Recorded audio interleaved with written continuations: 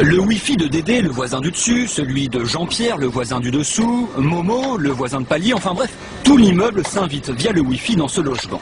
Au total, 14 réseaux Internet sans fil traversent l'appartement et le corps. C'est ce qui inquiète cette jeune femme. Elle a demandé à une association de mesurer l'émission d'ondes Wi-Fi dans son appartement.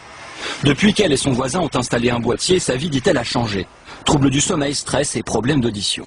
C'est pas juste une vue de l'esprit de penser que j'allais pas bien, c'était dans ma tête et puis qu'il fallait que je prenne des tranquillisants. Non, c'est quelque chose qui est reconnu en Suède.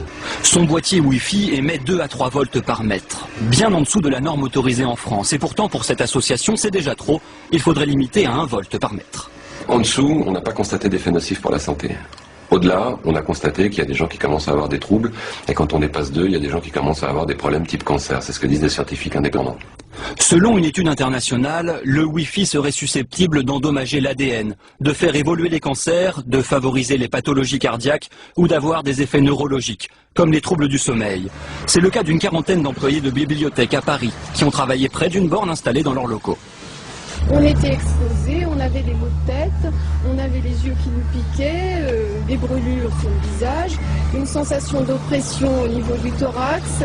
Suivant le principe de précaution, la mairie de Paris a donc débranché 5 bornes dans 5 bibliothèques. Selon la Fondation Santé et Radiofréquence, aucun lien de cause à effet n'est encore prouvé par une étude en France. Les symptômes qu'elles décrivent, c'est des symptômes qu'on appelle non spécifiques, donc qui peuvent aussi être liés au stress d'avoir une nouvelle technologie qui se développe, sur laquelle elles sont insuffisamment informées, sur laquelle elles ont l'impression de ne pas avoir de maîtrise. Et pour vous, à l'heure actuelle, on ne peut pas dire que le Wi-Fi est dangereux pour la santé? À ces niveaux-là, il n'y a absolument aucun effet sur la santé qui soit identifié.